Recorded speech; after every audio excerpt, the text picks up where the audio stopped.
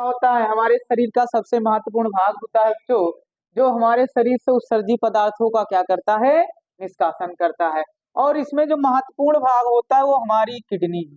Kidney क्या होती है? किडनी मनुष्य में एक जोड़ी रूप में पाई जाती है और इसमें उदर गुहा में स्थित होता है। जो बाईं किडनी होती है वो दाएं किडनी की अपेक्षा कुछ ऊपर होती है। इसका जो रंग होता है भूरे गहरे रंग का, जैसे सेम का बीज होता है, सेम के बीज के आकार की क्या होती है बच्चों? किडनी होती है।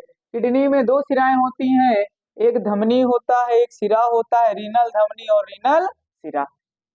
उसके बाद ये पहला भाग हो गया किडनी का। दूसरा जो भाग होता है मूत्रवाहिनी, जिससे यूरिन जो उत्सर्जी पदार्थ है, वर्ज्य पदार्थ जो लिक्विड के रूप में बनता है, वो मूत्रवाहिनी से होकर मूत्राशय में एक थैलीनुमा संरचना होती है, उसमें आके इकट्ठा हो जाता है और मूत्र मार्ग के द्वारा हमारे शरीर से क्या हो जाता है, बाहर निष्कासित हो जाता है। अगला जो टॉपिक है इसमें महत्वपूर्ण भाग है किडनी का, वो होता है नेफ्रॉन। नेफ्रॉन क्या होता है? नेफ्रॉन असंकलित लगभग संरचना होती है कुंडलित रूप में, जिसे किडनी का अनप्रस्थ संरचना या अनप्रस्थ कार्ड की संरचना भी कहा जाता है। और नेफ्रॉन होता है।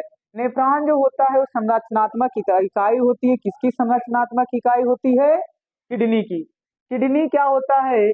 किडनी के द्वारा मूत्र का निर्माण होता है और सभी उपापचयी क्रियाएं 3 चरणों में पूरी होती हैं। पहला कि मूत्र का निर्माण होता है, अमोनिया यूनी उत्सर्जी पदार्थ उससे बाहर निकलते हैं।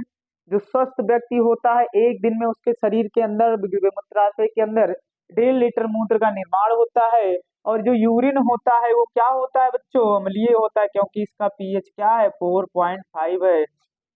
कृत्रिम वृक्क क्या होता है? कृत्रिम वृक्क का मतलब होता है, मान लीजिए कुछ कारणों की वजह से जब मनुष्य का जो किडनी होता है खराब हो जाता है, और खराब हो जाने के कारण उत्सर्जी पदार्थ उसके शरीर से बाहर नहीं निकल पाते हैं, तो उन्हीं उत्सर्जी पदार्थों को बाहर निकालने के लिए डायलिसिस एक मशीन होती है, उस यंत्र की सहायता से उसमें डायलिसर लगा होता है। मतलब एक बड़ी सी मशीन होती है और इस मशीन के अंदर कुछ इस नुमा संरचना होती है। ठीक है, इस नुमा संरचना होती है और इसमें कोई लिक्विड भरा होता है, फिर हमारे शरीर से उत्सर्जी पदार्थों को निकाल कर इसके अंदर स्टोर किया जाता है।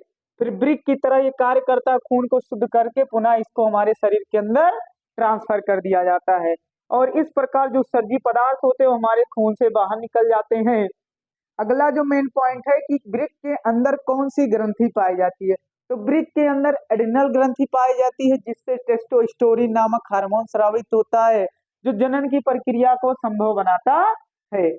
और इसमें जो महत्वपूर्ण अगला भाग है, मूत्र का निर्माण क्या होता है, वृक्क होता है। इस वृक्क के अंदर जो उत्सर्जी पदार्थ होते हैं वो यूरिया और अमोनिया के रूप में अलग होते हैं, फिर अलग होकर ये धमनी और सिरा से होते हुए ये मूत्र वाहिनी के द्वारा इधर से भी उत्सर्जी पदार्थ आएगा बच्चों और इधर से भी आएगा।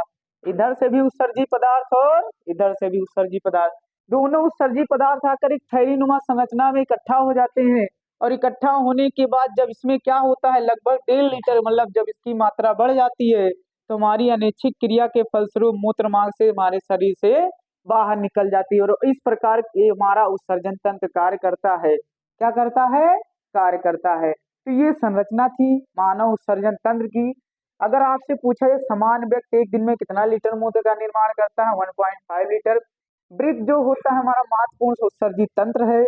नेफ्रॉन जो होती है इसकी संरचनात्मक इकाई होती है, या भूरे गहरे रंग के सेम के बीच का आकार का होता है। और इसके ऊपर कौन सी ग्रंथि पाई जाती है? एड्रिनल ग्रंथि पाई जाती है, जिससे टेस्टोस्टेरोन, कौन सा हार्मोन स्रावित होता है? टेस्टोस्टेरोन टेस्टोस्टेरोन नामक हार्मोन स्रावित होता है। और बाएं वृक्क की अपेक्षा दायां वृक्क क्या होता है?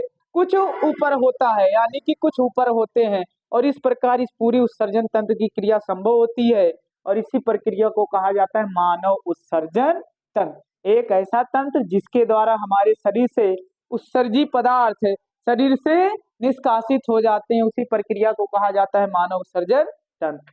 चैनल को लाइक कीजिए, सब्सक्राइब कीजिए, वीडियो को देखना ना भूलिए।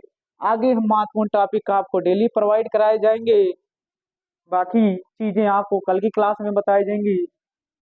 धन्यवाद।